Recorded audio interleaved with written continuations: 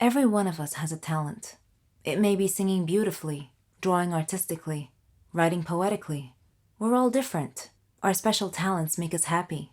We are all unique in our own way, living in a world full of peace, love, and happiness. But what if our talent became our bane? Well, my talent did become my bane. Let me tell you how. My name is Jenny, and I'm 16 years old. I lived in a quiet neighborhood with my parents and my little brother Matthew. I didn't have a lot of friends or hobbies. I was only interested in social media, but I always had a feeling that I had something unique, something that distinguished me from others. Turned out I was right. It all started on my grandmother's birthday. My family and I were traveling to her home to celebrate the occasion. The road was narrow and bumpy, with a rocky shoulder on one side and a river on the other. Dad was driving too fast, so obviously, Mom was a bit worried. Conversely, Matthew was excited.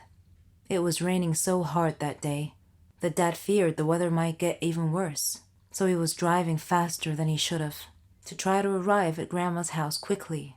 I was worried too, but for a slightly different reason. I had a feeling of impending doom on that trip. The rain got progressively worse. There was almost continuous lightning and thunder. Suddenly, we saw a big truck that had stopped on the road ahead of us. Mom screamed. Dad swerved to avoid hitting the truck and lost control of the car, which had gone on one of its sides and off the road into the river. It was the most frightening situation I had ever experienced in my whole life. We went underwater, and I felt as if we were in an aquarium. Dad was unconscious, and his forehead was bleeding. Mom was struggling, and Matthew was paralyzed with fear, his eyes tightly shut. Then, my vision went dark.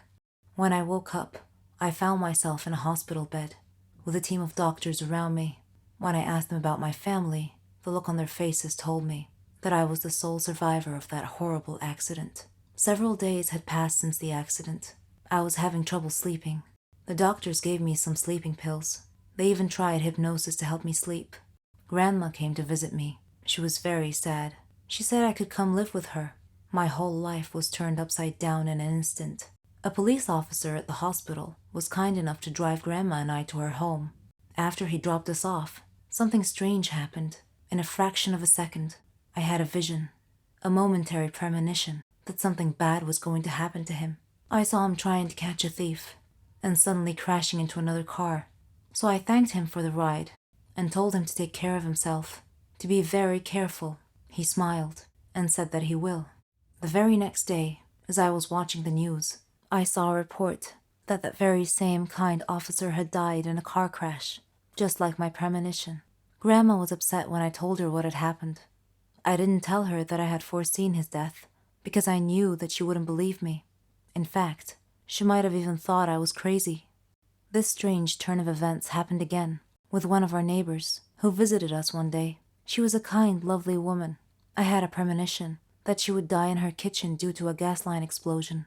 I urged her to be careful with the cooking gas, because it could be so dangerous. But she just laughed and said that she loved cooking, and that there's nothing to fear. Grandma got a bit upset with me for making a big deal out of nothing. She said that I was just a little paranoid due to the accident, and that my imagination was getting way too overactive, and that I shouldn't try to scare people. Needless to say, the neighbor that I had warned did indeed die in a gas line explosion 4 days later. Coincidence? I think not. Am I somehow causing these incidents to happen? I couldn't help but think that I was somehow linked to the whole thing. I searched the internet for any information about this phenomena, and I found that it was common in people who had been involved in a traumatic experience, especially almost drowning incidents. I read a research that said that parts of the subject's brain would become very active. After our neighbor's accident, my aunt and uncle came to visit us. I had missed them a lot, but yet again, I had a premonition that they would have an accident going home, causing their car to explode and crash into the river. 2 days later, they were preparing to leave and head home. I begged them to stay one more night, but they said that they couldn't because they had work the next day. I told Grandma about my premonition, and she scolded me, told me to stop this nonsense. She thought it was my overactive imagination again. My uncle came in as Grandma was scolding me and asked me what was wrong. I wanted to say Nothing important, Uncle.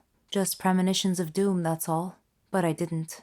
I went to sleep instead and had a dream that Uncle was going to get run over by a car.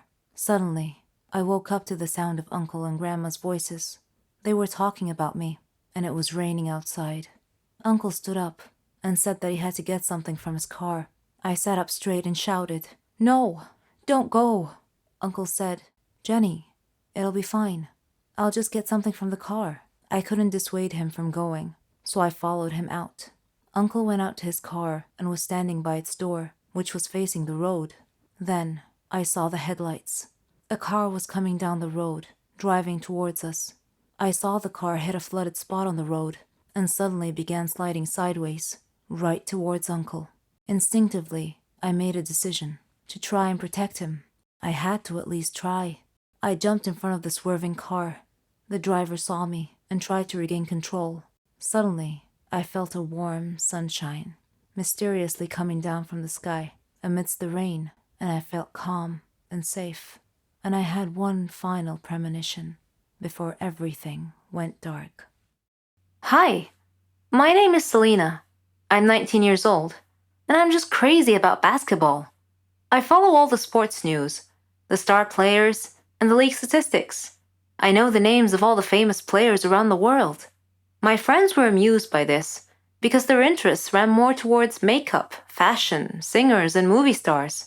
I thought those girl things were just outright vain, shallow, frivolous, and downright silly to tell the truth.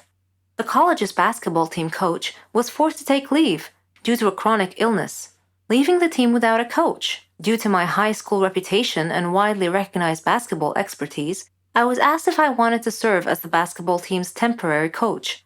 I had always dreamed of someday becoming a coach for a famous basketball team, so I jumped at the opportunity. School leagues presented opportunities for players to show what they've got and maybe get scouted by a professional league team. It was also my chance to start as a college basketball coach.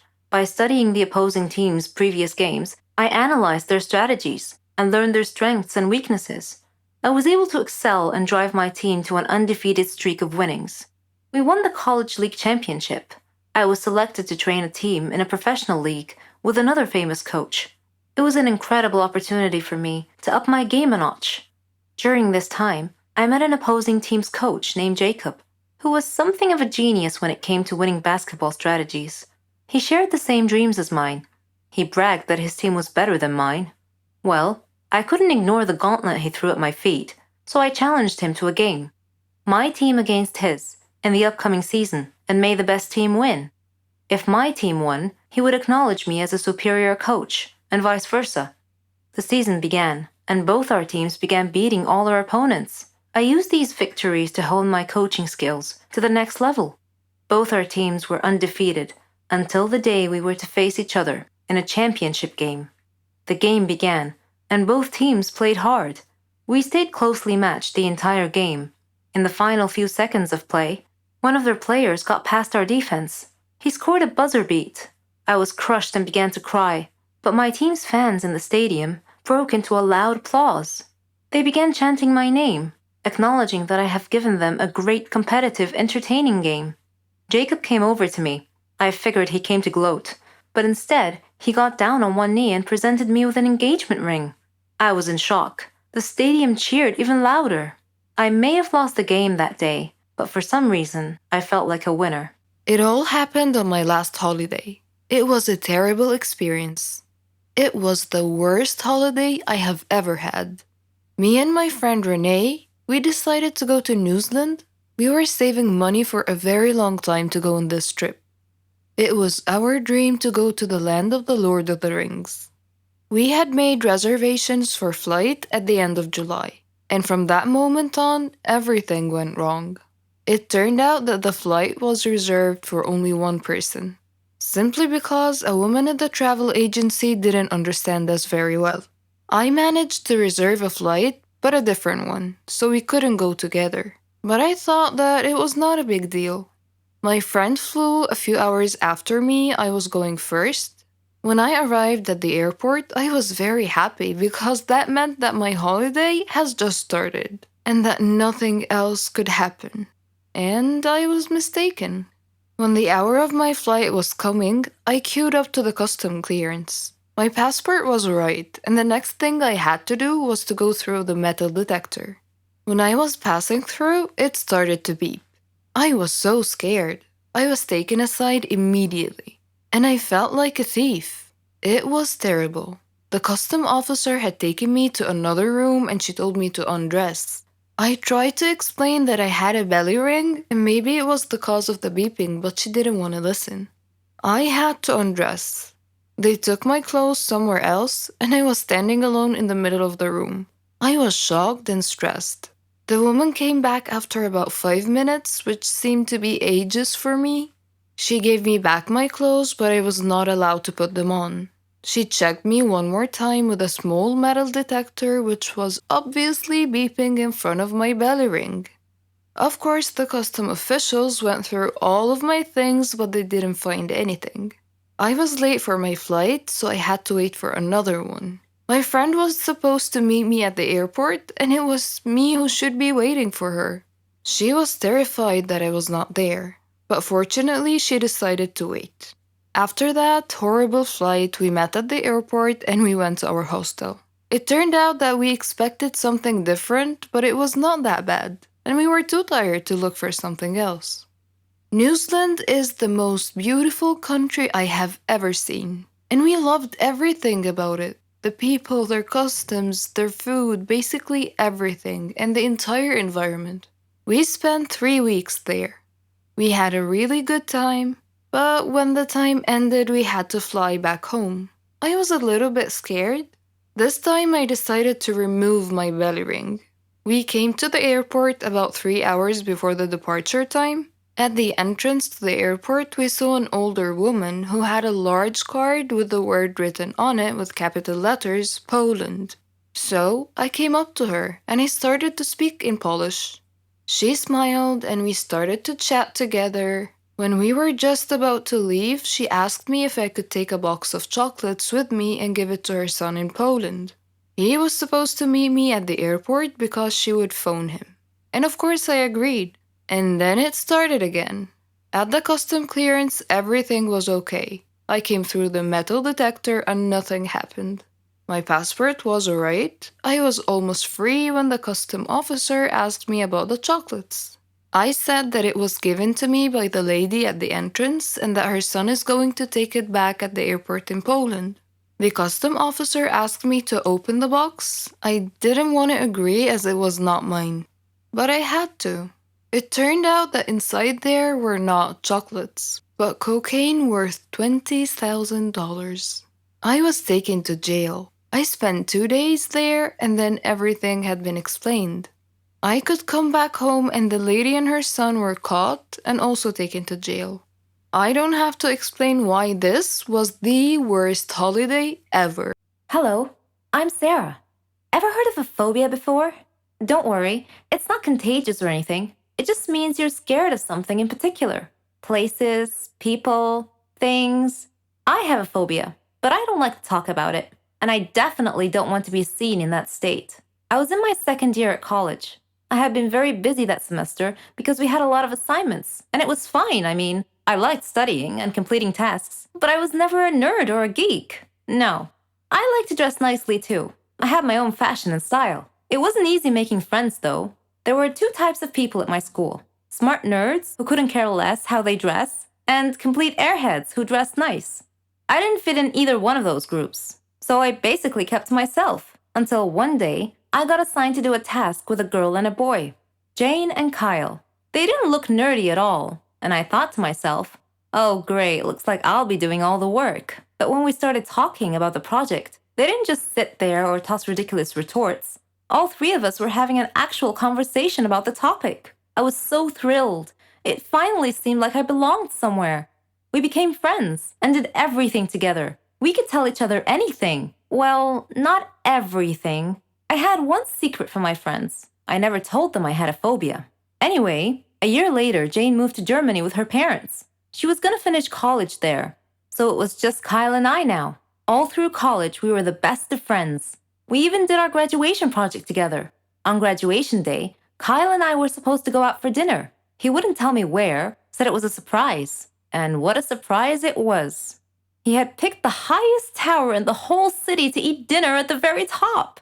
I don't have a problem with high places in particular. In fact, I'm sure I'll love the view if I ever make it to the top. No, I had a problem with the elevator. A phobia, to be precise. So we were standing at the base of the tower, and Kyle was happily listing all the great features and restaurants up there, but I didn't hear any of it. I was too busy fretting, frozen to the spot, desperately trying to find a way out of the situation. I couldn't say no to Kyle, who was all excited to go up the tower, so I clenched it in and tried my best to stay calm. We got in the elevator, and the doors shut. I couldn't control what came after that. I was terrified, screaming and shouting hysterically, banging on the walls, then falling to the ground. Of course, I don't actually remember any of it. Kyle told me later on. The last thing I remember was the elevator doors shutting close. When I came to, I was at the hospital. Kyle was sitting by my bed looking worried. When he saw that I woke up and that I was feeling fine, he started laughing at me, saying, "Why didn't you tell me you had a phobia?" I felt ridiculous and started laughing too. And then, out of nowhere, he proposed. It was his plan all along, although he pictured it at the top of the tower. All that happened 3 years ago. We're married now, and we have a baby girl. I'm being treated for my phobia. It's not completely gone, but I'm way better now. Apparently, hiding my problems never solves them. I'll have to face them, sooner or later.